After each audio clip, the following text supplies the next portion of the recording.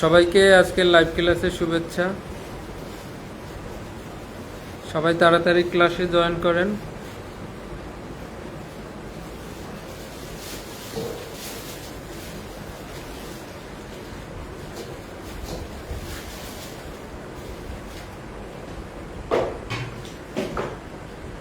PRB ক্লাসের আজকে আমরা গত ক্লাসে 372 পর্যন্ত পড়েছিলাম।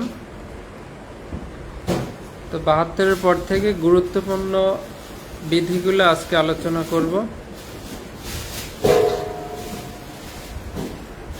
সবাই ক্লাসে জয়েন করেন তাড়াতাড়ি।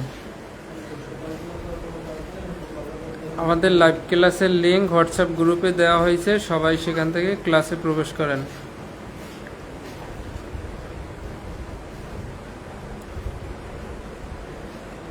গত ক্লাসটা আমরা একটু রিভিশন দেই, সবাই একটু মনোযোগী হন।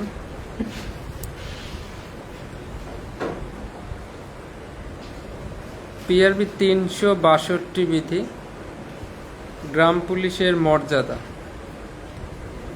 চৌকিদার দফাদার যারা আছে,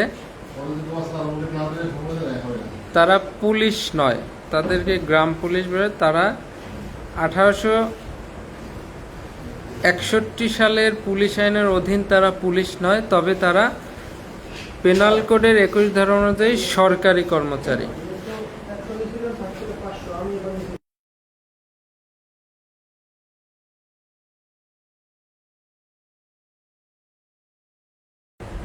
তাহলে গ্রাম পুলিশেরা, চৌকিদার, দফাদার সবাই হচ্ছে সরকারি কর্মচারী। 362, 363, 364 চৌকিদার দফাদারদের দায়িত্ব কর্তব্য।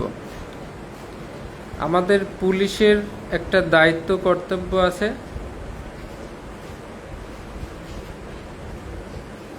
আইজিপি স্যারের দায়িত্ব কর্তব্য পিআরবি 35, ডিআইজি স্যারের দায়িত্ব কর্তব্য পিআরবি 36, এসপি স্যারের 37, এডিশনাল এসপি 39, সার্কেল অফিসারের দায়িত্ব কর্তব্য 189, ওসি স্যারের দায়িত্ব কর্তব্য 205, সাব ইন্সপেক্টরের হচ্ছে 206, এএসআই হচ্ছে 207, কনস্টেবল হচ্ছে 208 পিআরবি। আর এই সকল কনস্টেবল থেকে আইজিপি পর্যন্ত সকল পুলিশের দায়িত্ব কর্তব্য হচ্ছে পুলিশ আইনের 23 ধারা, যেটা আমরা এর পরের আইনে পড়ব। তাহলে পুলিশের যেমন দায়িত্ব কর্তব্য আছে, চৌকিদার দফাদারদের তেমন দায়িত্ব কর্তব্য আছে। সেটা হচ্ছে পিআরবি 363, 364। তাদের প্রধান কাজ হচ্ছে তাদের যে এলাকা, দায়িত্বাধীন এলাকা বা ওয়ার্ড, সেখানে কোনো অপরাধ সংগঠিত হলে অবিলম্বে থানার পুলিশকে জানাতে হবে। তারা যদি সেটা পালন না করে তাদেরকে বরখাস্ত করা যাবে। পুলিশ অফিসার যেমন পুলিশ আইন ফলো করবে, চৌকিদার দফাদার তেমনি স্থানীয় সরকার ইউনিয়ন পরিষদ আইন 2009 ফলো করবে। 363, 364, 367 তারা নিজ দায়িত্বাধীন এলাকার বাইরে চেয়ারম্যানের অনুমতি ছাড়া যেতে পারবে না বা রাত্রি যাপন করতে পারবে না। 368 তাদেরকে ব্যক্তিগত কাজে কোনো পুলিশ অফিসার ব্যবহার করতে পারবে না। চৌকিদার প্যারেড পিআরবি 369। চৌকিদার প্যারেড কোথায় অনুষ্ঠিত হবে? সবাই প্রশ্নের অ্যান্সার করেন। চৌকিদার প্যারেড কোথায় অনুষ্ঠিত হবে? একটি থানা এলাকায় যত চৌকিদার আছে, দফাদার আছে, তাদেরকে ডেকে থানার অফিসার ইনচার্জ যে প্যারেডের আয়োজন করেন, প্রতি মাসের প্রথম সপ্তাহের সোমবার যে প্যারেডের আয়োজন করে তাকে চৌকিদার প্যারেড বলে। তাহলে চৌকিদার প্যারেড কী বার হবে? সোমবার হবে, প্রতি মাসের প্রথম সপ্তাহের সোমবার থানা গ্রাউন্ডে হবে। এই চৌকিদার প্যারেড নিবেন কে বা সভাপতিত্ব করবেন কে? থানার অফিসার ইনচার্জ। এভাবে পার্ট বাই পার্ট আপনি যদি বুঝতে পারেন, কোনো এমসিকিউ আপনি আটকাবেন না, কোনো এমসিকিউ দিয়ে আপনাকে আটকাতে পারবে না।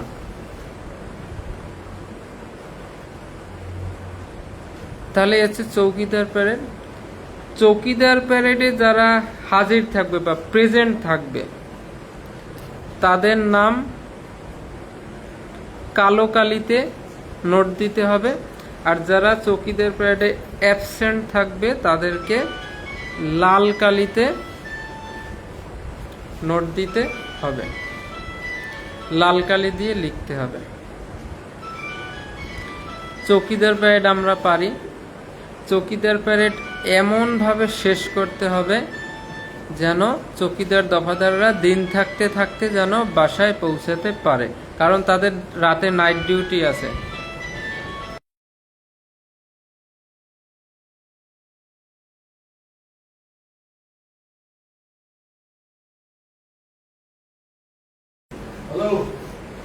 আজকে আমি বরিশাল জেলার বানারীপাড়া থানার চাখার পুলিশ ক্যাম্পে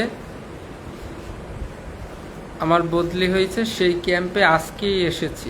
তো সব কিছু গুছিয়ে এখানে আমি সেকেন্ড ইন কমান্ড, অনেক দায়িত্ব, রোল কল এই সেই, তো অস্ত্রগুলি বুঝিয়ে দেওয়া এই সেই সব কিছু, সেজন্য ক্লাস নিতে দেরি হচ্ছে।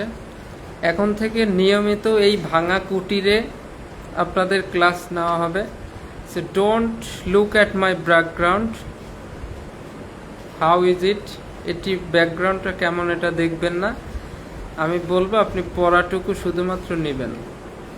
আমার চেহারা কেমন, ব্যাকগ্রাউন্ড কেমন এটা দেখবেন না, যেটুকু পড়াই পড়াটুকু বোঝার চেষ্টা করবেন।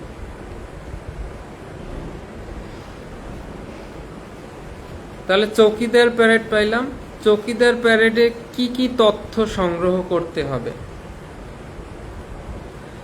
সমস্ত চৌকিদাররা একসাথে দাঁড়াইছে, আর ওসি স্যার এক একজনকে জিজ্ঞেস করবে, এই তোমার ইউনিয়নের কি খবর, তোমার ওয়ার্ডের কি খবর, জন্ম মৃত্যু, কোনো মহামারী, দুর্যোগ, গবাদি পশুর রোগ, ফসলের ক্ষতি, রাস্তার ক্ষতি, পোল কালভার্টের ক্ষতি, এই যত কিছু আছে, কোনো শান্তিভঙ্গের আশঙ্কা, এই সমস্ত কিছু সম্পর্কে একটা টোটাল একটা খবর নেওয়া হবে যে তাদের এলাকায় কোনো সমস্যা রাইট নাও কোনো সমস্যা বিদ্যমান আছে কিনা। এই সমস্ত খবর নেবে পিআরবি 370।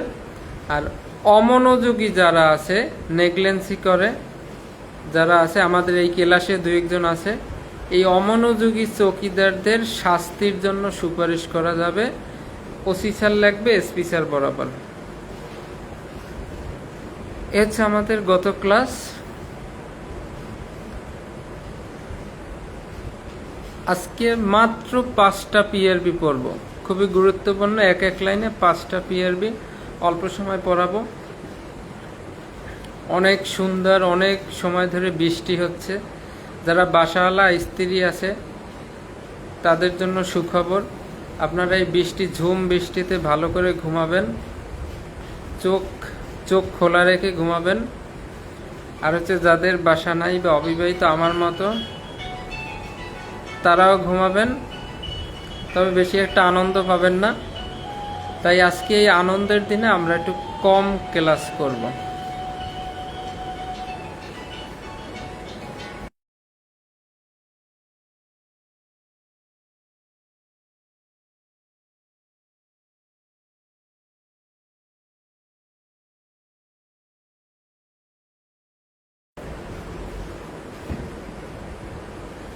আপনারা যারা প্রশ্ন নিয়ে ব্যস্ত হচ্ছেন, প্রশ্ন পড়া নিয়ে ব্যস্ত হওয়ার কিছু নাই। প্রত্যেকের কাছে রিকোয়েস্ট, আগে আপনি মূল আইনের যে ধারাটার যে ডিটেলসটা বোঝার চেষ্টা করেন। বারবার আপনি মূল আইনটা রিভিশন দেন। এটা অডিও শোনার মাধ্যমে হতে পারে, বা আপনি নোট করলে সেটা হতে পারে, শর্ট আকারে লেখা বই পড়ার মাধ্যমে হতে পারে, বা আমার ক্লাস টেনে টেনে দেখার মাধ্যমে হতে পারে।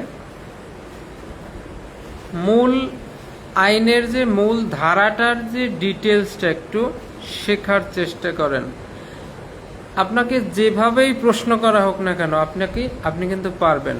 কিন্তু আপনি মূল আইন না পড়ে যদি আপনি প্রশ্ন মুখস্থ করতে যান তাহলে কিন্তু আপনি ধরা খেয়ে যাবেন। প্লিজ, এখন আপনি চৌকিদার প্যারেড 369 এই চৌকিদার প্যারেডের যদি ডিটেলসটা জানেন, প্লিজ একটু বোঝার চেষ্টা করেন। থানা এলাকায় যত কয়জন চৌকিদার দফাদার আছে সবাইকে থানায় ডেকে থানার ওসি স্যার যে প্যারেডের আয়োজন করে তাকে চৌকিদার প্যারেড বলে। চৌকিদার প্যারেড কে সভাপতিত্ব করবে? থানার ওসি স্যার। কবে হবে? প্রতি মাসের প্রথম সপ্তাহের সোমবার। চৌকিদার প্যারেডে কারা উপস্থিত থাকবে? চৌকিদার দফাদার উপস্থিত থাকবে। যারা উপস্থিত থাকবে তাদের নাম কালো কালিতে, যারা অনুপস্থিত থাকবে তাদের নাম লাল কালিতে। চৌকিদার প্যারেড এমনভাবে শেষ করতে হবে যেন তারা দিন থাকতে থাকতে বাসায় পৌঁছাতে পারে। এই চৌকিদার প্যারেড সম্পর্কে এই বিষয়টুকু যদি জানেন, এখন চৌকিদার প্যারেড সম্পর্কে আপনাকে যতই ঘুরেই প্রশ্ন দেখ না কেন আপনি পারবেন কিনা? আপনি কিন্তু পারবেন। কিন্তু আপনি এটা না পড়ে আপনি যদি ওই প্রশ্ন মুখস্থ করতে যান, প্রশ্ন তো জীবনেও কমন আসবে না। কিন্তু কেউ এইভাবে প্রশ্ন নিয়ে বেশি মাথা ঘামায়েন না। আমরা পিআরবি পড়ানোর পর প্রশ্ন প্র্যাকটিস গ্রুপ খুলে দেব, সেখানে প্রশ্ন করা হবে, অ্যান্সার করা হবে, এবং সর্বশেষ আমি যদি আপনারা না পারেন আমি সঠিক অ্যান্সার দেব, তারপরে আবার প্রশ্ন করবেন। এভাবে আমরা শিখব, এটা কোনো ব্যাপার না। কিন্তু মূল আইনটা আপনারা বারবার রিভিশন দেন। মনে করেন 5 দিন করে সময় নেবেন এক একটা আইনে। কার্যবিধি আমি 5 দিনে রিভিশন দেব, দণ্ডবিধি 5 দিনে রিভিশন দেব, মেইন ধারা।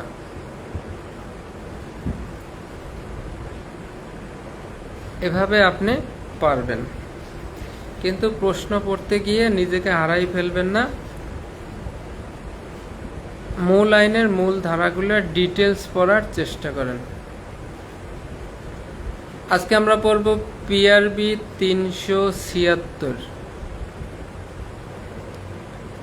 Receive ডিসপাস register. একটা হচ্ছে রিসিভ রেজিস্টার আর একটা হচ্ছে ডিসপাস রেজিস্টার। থানায় 86টি রেজিস্টার থাকে। একটা থানায় প্রধানত 86টি রেজিস্টার থাকে। যুবরাজ দাদা আপনি কমেন্ট সেকশনে লেখেন কয়টি রেজিস্টার থাকে? 86টি লিখে দেন।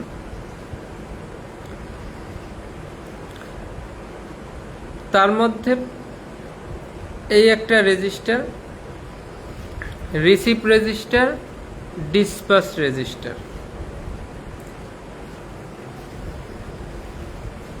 কোনো কিছু যখন রিসিভ করা হয়, অন্য থানা থেকে এই থানায় একটা কাগজ আসছে,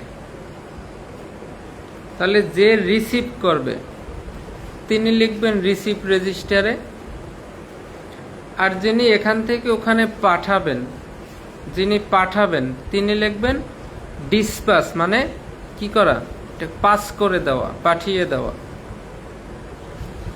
তাহলে থানায় কোনো পত্র বা কাগজপত্র আসলে বা চিঠিপত্র আসলে বিপি ফরম 16,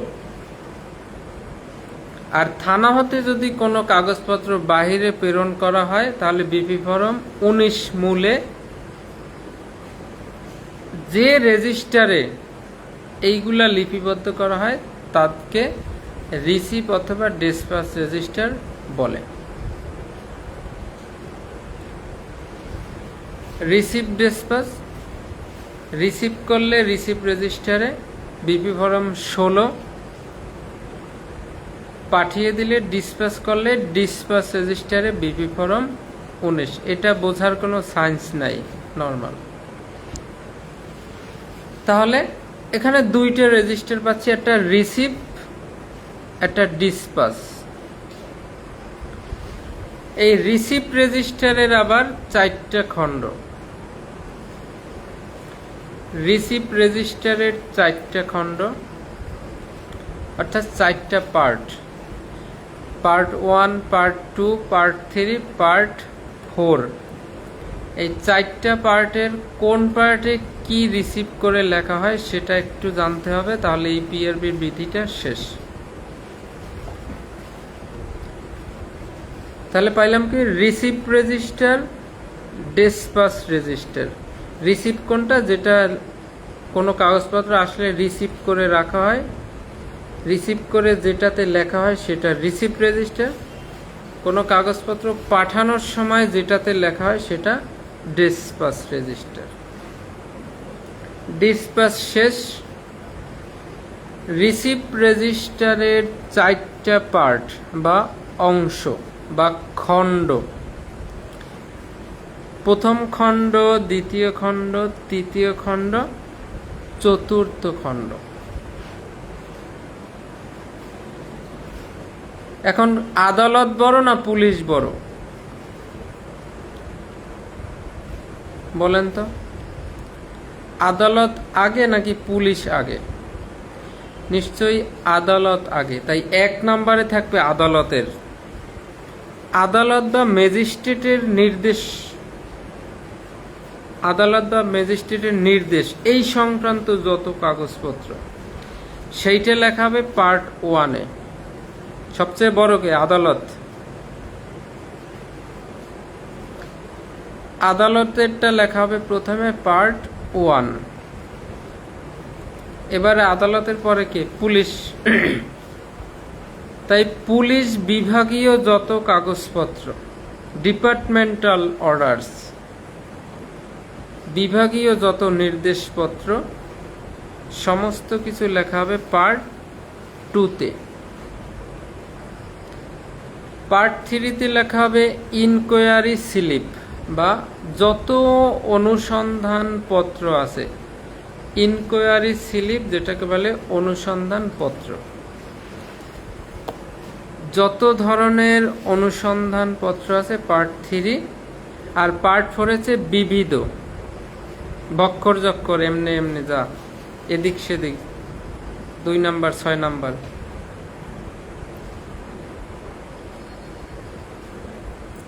পুষ্পা হোসেন না পুষ্পা হোসেন রাজু, আপনি কি ক্লাসে আছেন?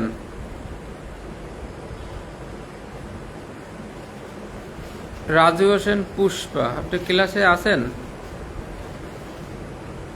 1 নম্বরে আদালত বা ম্যাজিস্ট্রেটের নির্দেশ সমূহ, 2 নম্বরে পুলিশ বিভাগের নির্দেশ সমূহ, 3 নম্বরে ইনকোয়ারি স্লিপ, 4 নম্বরে বিবিধ। অর্থাৎ এই 3টা বাদে যত আছে সবগুলো 4 নম্বরে। এখন এই রিসিভ ডিসপ্যাচ রেজিস্টার কে মেনটেন করবে? মেনটেনের দায়িত্ব কার থাকবে? ASI, assistant sub inspector.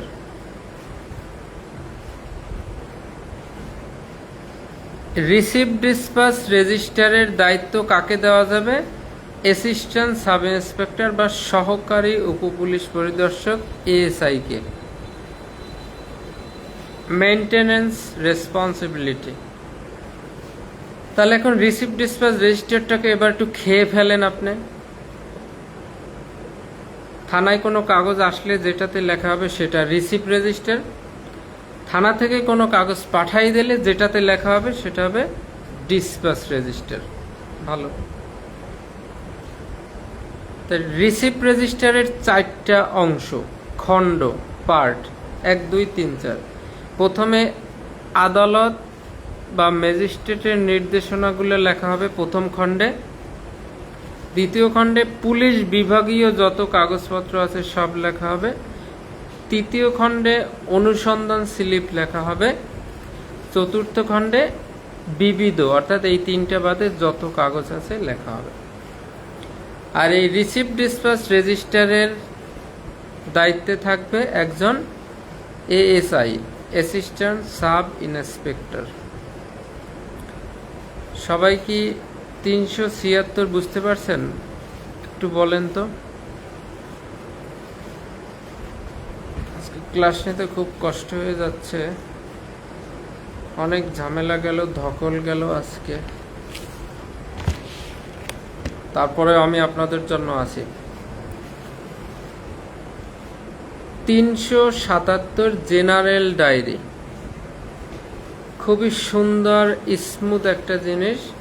যে জেনারেল ডায়েরি আমরা প্রতিদিন হাত দিয়ে নাড়াচাড়া করি, অনেকে লিখি, অনেকে দেখি, অনেকে স্পর্শ করি।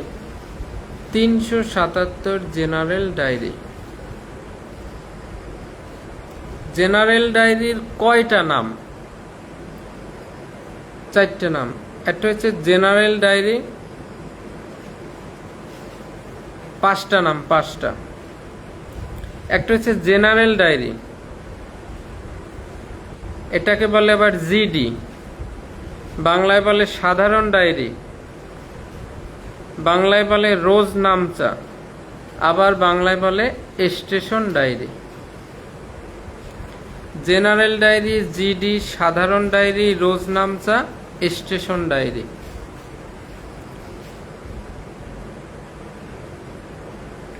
আচ্ছা, এই জিডিটা কি? এটা তো সবাই দেখছেন, চেনেন, জানেন।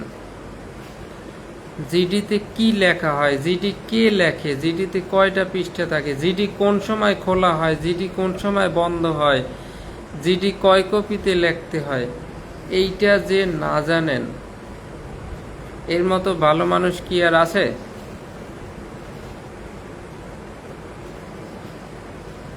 কোনো জিনিস বুঝতে হলে কয়েকটা প্রশ্ন করতে হয়, কি, কেন, কিভাবে, কোথায়, কখন।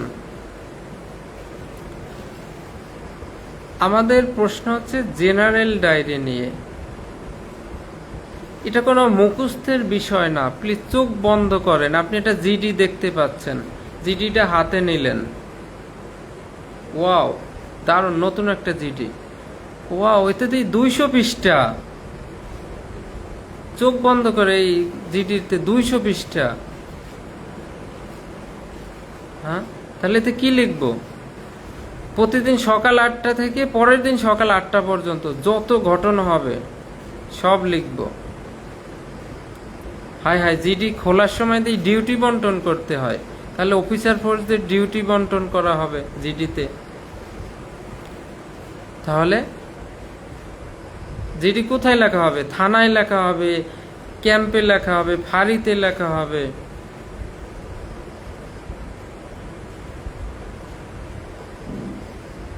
হাই হাই, জিডি তো 5 বছর পর পর ধ্বংস করা যাবে। জেনারেল ডায়েরি 5 বছর পর পর নষ্ট করা যাবে, পুড়িয়ে ফেলা যাবে ঊর্ধ্বতনের আদেশে।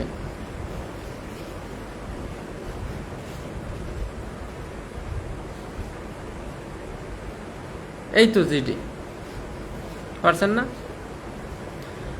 থানার অফিসার ইনচার্জ তার থানা এলাকার দৈনন্দিন প্রতিদিনের সকল কার্যক্রম প্রতিদিন সকাল 8টা থেকে পরের দিন সকাল 8টা পর্যন্ত বিপি ফরম 65, বাংলাদেশ ফরম 53-65 মূলে 200 পৃষ্ঠাযুক্ত যে রেজিস্টারে লিপিবদ্ধ করা হয় তাকে জেনারেল ডায়েরি, জিডি, সাধারণ ডায়েরি, রোজ নামচা, স্টেশন ডায়েরি বলে। কে লিখবে? থানার ওসি স্যার লিখতে হবে। কি লিখবে? থানা এলাকায় যত ঘটনা ঘটবে সমস্ত কিছু বা থানার সকল কার্যক্রম। থানার ওসি স্যার থানার সকল কার্যক্রম সকাল 8টা থেকে শুরু করে পরের দিন সকাল 8টা পর্যন্ত।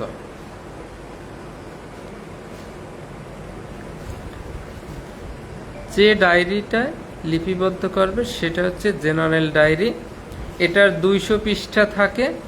BP form 65, Bangladesh form 53-65। ধ্রুবরাজ দাদা লিখে দেন, বিপি ফরম 65, বাংলাদেশ ফরম 53-65। থানার ওসি স্যার তার থানা এলাকার তার থানার সকল কার্যক্রম প্রতিদিন সকাল 8টা থেকে পরের দিন সকাল 8টা পর্যন্ত থানার সকল কার্যক্রম যে ডায়েরিতে লিখবে সেটাই হচ্ছে জেনারেল ডায়েরি। এটার 200 পৃষ্ঠা থাকবে। BP form 65, Bangladesh form 53-65। এখন জিডি কি? জিডি প্রত্যেক থানায় লেখা হয়, স্থায়ী অস্থায়ী ফাঁড়িতে লেখা হয়, ক্যাম্পে লেখা হয়। জিডি কার্বন সংযোগে 2 কপিতে লিখতে হয়। আমাদের নর্মাল যে ক্যাম্পে বা ওই যে সেন্ট্রি পোস্টে যে সকল জিডি লেখা হয় এগুলো কিন্তু কার্বন দিয়ে 2 কপি লেখা হয় না, কারণ এই জিডির কপি কোথাও পাঠানো লাগে না। কিন্তু থানার জিডি অবশ্যই কার্বন দিয়ে 2 কপিতে লিখতে হবে। 1 কপি প্রতিদিন সার্কেল অফিসে প্রেরণ করতে হবে, আর 1 কপি জিডির সাথে থেকে যাবে। তাহলে প্রতিদিন সকাল 8টায় খোলা হবে, পরের দিন সকাল 8টায় বন্ধ করা হবে। প্রতি 5 বছর পর পর ঊর্ধ্বতনের আদেশে এটা ধ্বংস করা যাবে। জেলা ম্যাজিস্ট্রেট স্যার চাইলে জিডি তলব করতে পারেন। নিচের কোন পদের অফিসার জেনারেল ডায়েরি তলব করতে পারেন? জেলা ম্যাজিস্ট্রেট বা ডিসি স্যার। আর জিডির নকল কপি ঊর্ধ্বতনের আদেশ ব্যতীত থানার ওসি স্যার কাউকে দিতে পারবে না। তাহলে জিডির মধ্যে কি লেখা থাকবে? থানা এলাকায় সংগঠিত সকল ধরনের তথ্য, সকল ধরনের অপরাধের তথ্য জিডিতে লেখা থাকবে। থানা এলাকায় কয়টা মামলা হইল, কতজন আসামি গ্রেপ্তার হইল, সকল কিছু, গ্রেপ্তারকৃত আসামিদের নাম ঠিকানা সব কিছু জিডিতে লেখা থাকবে। সকল ধরনের হারানো সংবাদ, যত ধরনের হারানোর সংবাদ হবে সবগুলো জিডিতে লিখতে হবে। দুর্যোগ মহামারী হইলে সেটা জিডিতে লিখতে হবে। থানার সকল অফিসার ফোর্সের ডিউটিও বন্টন করতে হবে, তাদের হাজির বাহির সমস্ত কিছু এই জিডিতে লিখতে হবে।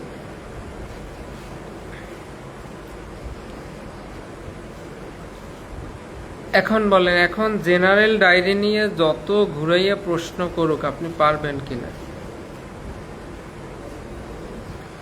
জেনারেল ডায়েরি লেখার দায়িত্ব কার? সবাই এই প্রশ্নের অ্যান্সার করেন। জেনারেল ডায়েরি লেখার দায়িত্ব কার?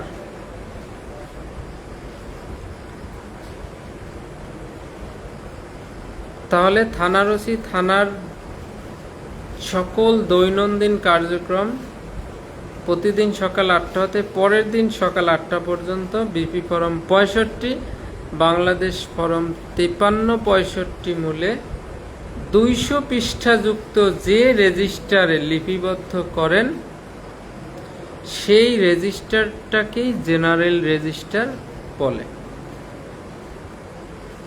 বা জেনারেল ডায়েরি বলে। এই জিডিটা কার্বন সংযোগে 2 কপিতে লেখা হবে। 1 কপি প্রতিদিন সার্কেল অফিসে প্রেরণ করতে হবে। প্রতিদিন সকাল 8টায় খোলা হবে, পরের দিন সকাল 8টায় বন্ধ হবে। জিডিতে মাসিক কমিক নম্বর থাকে।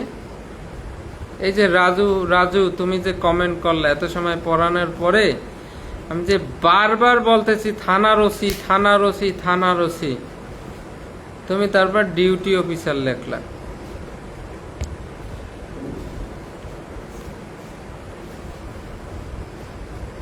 বারবার বলতেছি যে মেসের খাবার কম খাও, কম খাও, না পাইলেই মেসের খাবার খাও, তারপর এমসিকিউতে ভুল করো। তাহলে 8টায় খোলা হবে, 8টায় বন্ধ হবে, 200 পৃষ্ঠা থাকবে। ডিসি স্যার চাইলে এটা তলব করতে পারেন। তারপর ঊর্ধ্বতনের আদেশে প্রতি 5 বছর পর পর এটা ধ্বংস বা বিনষ্ট করা যাবে। থানা এলাকার সকল অপরাধের সংবাদ এই জিডিতে লিখতে হবে। তারপর কি, সকল গ্রেপ্তারকৃত আসামিদের নাম ঠিকানা লিখতে হবে, হারানোর সংবাদ, দুর্যোগের সংবাদ লিখতে হবে, সকল অফিসার ফোর্সের ডিউটি বন্টন লিখতে হবে, তাদের হাজির বাহির সেটা ওই জেনারেল ডায়েরিতে নোট করতে হবে। পিআরবি 377, ফৌজদারি কার্যবিধি 154, 155, পুলিশ আইন 44 ধারা, সাক্ষ্য আইনের 9, 35, 74।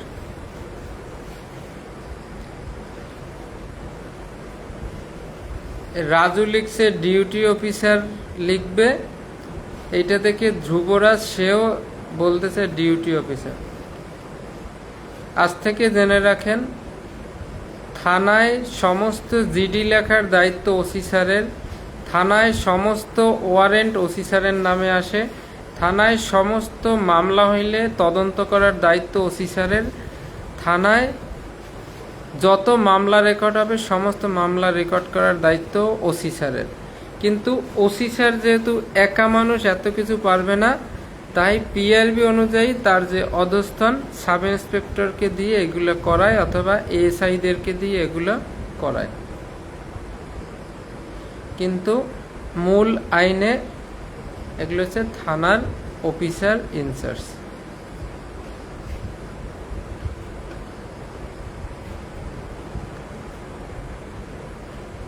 রাজু তুমি বলছো বাস্তবে বিশ্বাস করি, আচ্ছা বাস্তবেই বিশ্বাস করো তুমি, তাহলে এমসিকিউ আসলে পরীক্ষায় যে জেনারেল ডায়েরি লেখার দায়িত্ব কার,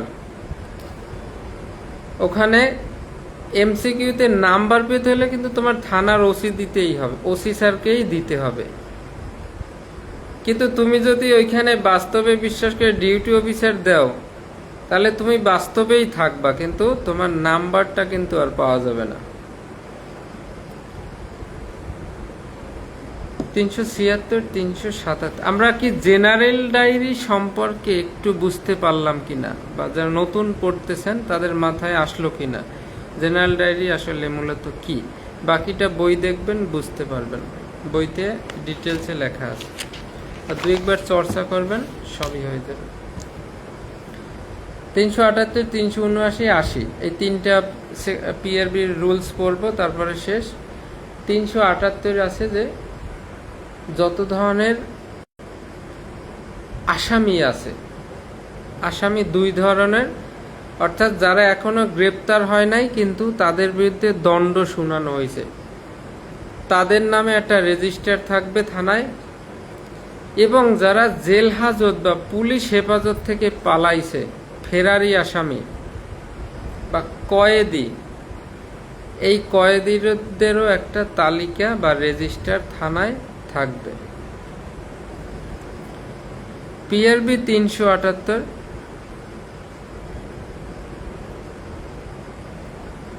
আসামিদের রেজিস্টার থাকবে 2টা খণ্ড থাকবে। প্রথম খণ্ডে থাকবে যারা দণ্ডপ্রাপ্ত পলাতক, অর্থাৎ এখনো গ্রেপ্তার হয় নাই কিন্তু তারা দণ্ডপ্রাপ্ত, এদের একটা রেজিস্টার থাকবে।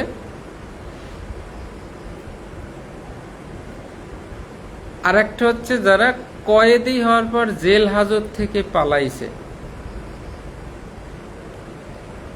কয়েদি হওয়ার পর যারা জেল হাজত থেকে বা পুলিশ হেফাজত থেকে পালাইছে, এই 2 শ্রেণীর আসামিদের রেজিস্টার থাকবে পিআরবি 378। এখন একজন কয়েদি যিনি অনেক মনে করেন 2-3 বছর জেল খাটছে, অনেক সময় জেল থেকে পালায়, এরকম যদি আসামি পরবর্তীতে গ্রেপ্তার হয়, সাথে সাথে পুলিশ সুপারকে অবগত করতে হবে। সুন্দর একটা এমসিকিউ। কোনো সাজাপ্রাপ্ত পলাতক আসামি অথবা আত্মগোপনকারী অপরাধী বা আসামি এরা যদি গ্রেপ্তার হয়, তাহলে নিচের কোন পদের অফিসারকে জানাতে হবে? থানার অফিসার ইনচার্জ, পুলিশ সুপার, জেলা ম্যাজিস্ট্রেট অথবা ডিআইজি। তাহলে কোনো পলাতক আসামি, ফেরারি বা আত্মগোপনকারী আসামি যখনই গ্রেপ্তার হবে, আপনি যখনই গ্রেপ্তার করবেন, সাথে সাথে পুলিশ সুপার স্যারকে এটা অবগত করতে হবে। পিআরবি 378, অপরাধীদের বা আসামিদের আসামিদের একটা রেজিস্টার থাকবে। এই রেজিস্টারের 2টা খণ্ড থাকবে। প্রথম খণ্ডে থাকবে যারা পলাতক, অর্থাৎ এখনো ধরা পড়ে নাই, অর্থাৎ একটা মার্ডার করে সে পালিয়ে গেছে, আজ পর্যন্ত কেউ তাকে ধরতে পারে নাই, কিন্তু আদালত তাকে অনুপস্থিতিতে বিচার করে তার বিরুদ্ধে দণ্ড শুনিয়ে দিয়েছে, সে এখন দণ্ডপ্রাপ্ত পলাতক আসামি। একটা খণ্ডে তাদের নামের তালিকা থাকবে একটা রেজিস্টারের একটা খণ্ডে, আর দ্বিতীয় খণ্ডে থাকবে যারা কয়েদি, অর্থাৎ জেল থেকে পালাইছে অথবা পুলিশ হেফাজত থেকে যারা পালাইছে, তাদের এই অপরাধী বা আসামি রেজিস্টারের দ্বিতীয় খণ্ডে তাদের নাম থাকবে। তাহলে 378 আমরা যে পড়ছিলাম থানায় 86টি রেজিস্টার থাকে, 376 পড়লাম রিসিভ ডিসপ্যাচ রেজিস্টার, 377 পড়লাম জেনারেল রেজিস্টার, 378 পড়লাম আসামির রেজিস্টার। এবার 379 পড়ব সম্পত্তি রেজিস্টার।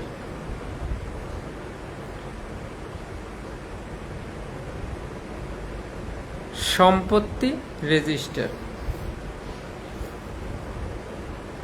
চোরাই সম্পত্তি বা পুলিশ হেফাজতে নেওয়া সম্পত্তি, ক্রোকি সম্পত্তি, বেওয়ারিশ সম্পত্তি, পলাতক ব্যক্তির স্থাবর অস্থাবর সম্পত্তি, এই সমস্ত সম্পত্তি থানার একটা রেজিস্টারে লেখা থাকে, সেটা হচ্ছে সম্পত্তি রেজিস্টার, পিআরবি 379।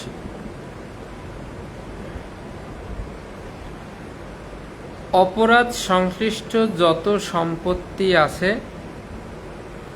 সমস্ত কিছু এই রেজিস্টারে এন্ট্রি করতে হবে। সেটা উদ্ধার করা হোক বা না হোক, সকল চোরাই সম্পত্তি, সকল পুলিশ হেফাজতে নেওয়া সম্পত্তি, মনে করেন আপনি রাত্রিকালীন টহল ডিউটি করতেছেন, একটা মোটরসাইকেল পাইলেন রাস্তার পাশে, যেটার কোনো ওয়ারিশ নাই, দাবিদার নাই, অর্থাৎ কি একটা বেওয়ারিশ সম্পত্তি, এটা আপনি থানায় নিয়ে আসলেন, এটা কিন্তু এই সম্পত্তি রেজিস্টারে লিপিবদ্ধ করা হবে। আপনি চোরাই মাল উদ্ধার করলেন তল্লাশি করে, সেই সম্পত্তি এই সম্পত্তি রেজিস্টারে লেখা হবে। আদালত ক্রোক অর্ডার দিয়েছে, সেই ক্রোক অর্ডার নিয়ে আপনি সম্পত্তি ক্রোক করলেন, এটাও এই সম্পত্তি রেজিস্টারে তুলতে হবে। আপনি কোনো বেয়ারিশ সম্পত্তি, সেটাও তুলতে হবে। পেনাল করে 410 চোরাই মাল, সেটাও তুলতে হবে।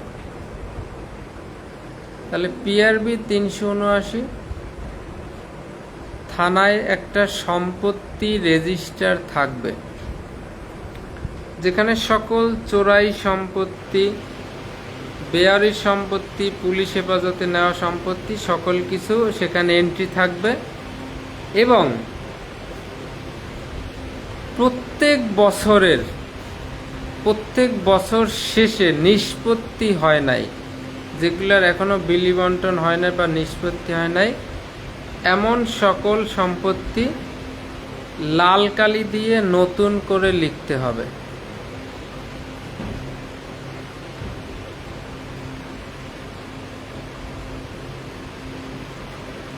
প্রত্যেক বছর শেষে যে সকল সম্পত্তির কোনো নিষ্পত্তি হয় নাই,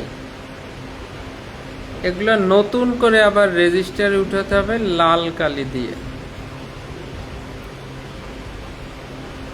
থানা এলাকায় অপরাধ সংশ্লিষ্ট সকল সম্পত্তি এই সম্পত্তির রেজিস্টারে তুলতে হবে, PRB 379। আর আজকের ক্লাসের সর্বশেষ PRB 380, খুবই ইম্পর্টেন্ট, একটা লিখিত প্রশ্ন আসার মতো। খতিয়ান রেজিস্টার।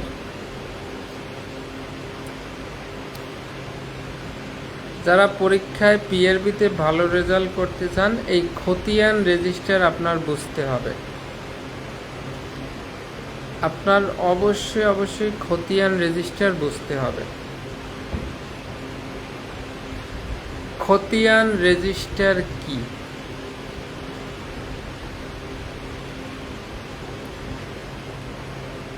খতিয়ান রেজিস্টারের কয়টি কলাম, এটার BP ফরম কি, এটার মধ্যে কি লেখা হয়? PRB 380 খতিয়ান রেজিস্টার, খুবই সুন্দর একটা PRB। একটা থানায় একটা মামলা হইলে এই মামলাটার যাবতীয় তথ্যাদি, অর্থাৎ মামলাটা শুরু থেকে শেষ পর্যন্ত, কবে মামলা রুজু হইল, কোন আইনে মামলা রুজু হয়েছে, কয়জন আসামি গ্রেপ্তার হয়েছে, কয়জনের বিরুদ্ধে চার্জশিট দাখিল করা হয়েছে, কয়জনের বিরুদ্ধে ফাইনাল রিপোর্ট দেওয়া হয়েছে, আদালতে মামলা কবে প্রেরণ করা হয়েছে, আদালত মামলার কি রায় দিয়েছে, কি দণ্ড প্রদান করছে, মামলা শুরু থেকে অর্থাৎ রুজু থেকে নিষ্পত্তি পর্যন্ত সকল তথ্য যে রেজিস্টারে লেখা হয় সেটা হচ্ছে খতিয়ান রেজিস্টার। একটু বোঝার চেষ্টা করেন, খতিয়ান রেজিস্টার। সবাই চোখ বন্ধ করে চিন্তা করেন, আপনি একটা রেজিস্টার হাতে নিয়েছেন, রেজিস্টারের উপরে লেখা আছে খতিয়ান রেজিস্টার। এবার খুলতেছেন, খুলে দেখতেছেন প্রতিটা মামলার শুরু থেকে শেষ পর্যন্ত যত কার্যক্রম সব লেখা আছে।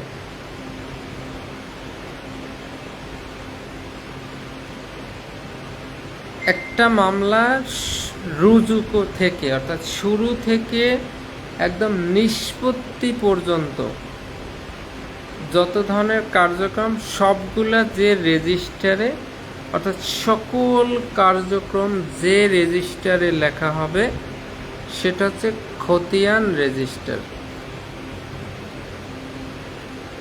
খতিয়ান রেজিস্টারকে থানার আয়না বলা হয়, মিরর, আয়না।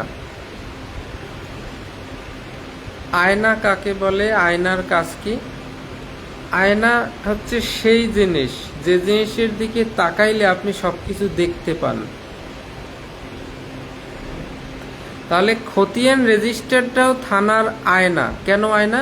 কারণ এই খতিয়ান রেজিস্টার খুললেই আপনি দেখতে পাবেন মামলার সকল তথ্য, সব এই খতিয়ান রেজিস্টারে। কবে মামলা রুজু হয়েছিল, কোন আইনে রুজু হয়েছে, কত তারিখে রুজু হয়েছে, কয়জন আসামি গ্রেপ্তার হয়েছিল, কয়জন জামিন দেওয়া হয়েছিল, কয়জনের চার্জশিট দেওয়া হয়েছে, কয়জনকে ফাইনাল রিপোর্ট দেওয়া হয়েছে, মামলা কবে কোর্টে উঠছে, মামলার রায় কি হয়েছে, সকল তথ্য পাবেন খতিয়ান রেজিস্টারে। আয়না, দিস ইজ কল্ড মিরর। খতিয়ান রেজিস্টারকে থানার আয়না বলা হয়। খতিয়ান রেজিস্টারের 23টি কলাম থাকে।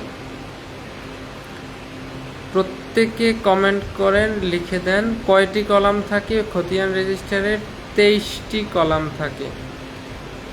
খতিয়ান রেজিস্টারে কয়টি কলাম থাকে?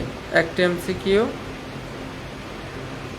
20, 30, 23, 13।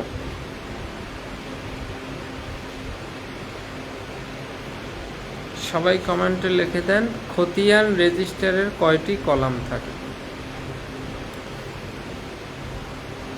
তাহলে প্রথম কলামে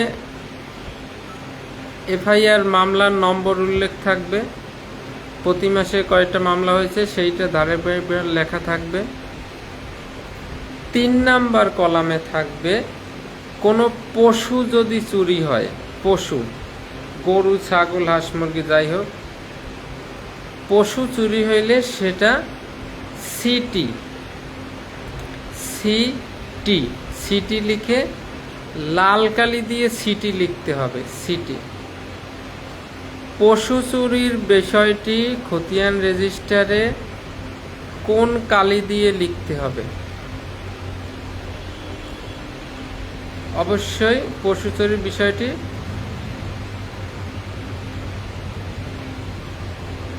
খতিয়ান রেজিস্টারে লাল কালি দিয়ে লিখতে হবে।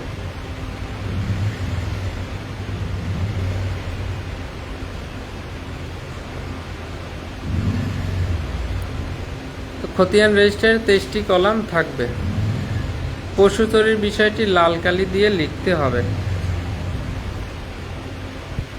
তাহলে আমরা 376 receive dispatch register, 377 general register, 378 আসামিদের রেজিস্টার, 379 সম্পত্তির রেজিস্টার, 380 খতিয়ান রেজিস্টার। খতিয়ান রেজিস্টারের বিবি ফরম 69 তো থ্যাংক ইউ সো মাচ। আজকে অনেক প্রেশার গেল, এই বিধিগুলো আপনারা ভালো করে জানবেন। এখান থেকেই কিন্তু লিখিত প্রশ্ন আপনাদেরকে দেওয়া হবে। প্রত্যেকে এগুলা রিভাইজ দেবেন, পড়ার চেষ্টা করবেন আর লাইভ ক্লাসে থাকার চেষ্টা করবেন। যারা যারা সম্মানী দেন নাই সম্মানী দিয়ে দেবেন। So thank you so much. আগামী ক্লাসের আমন্ত্রণ রইল।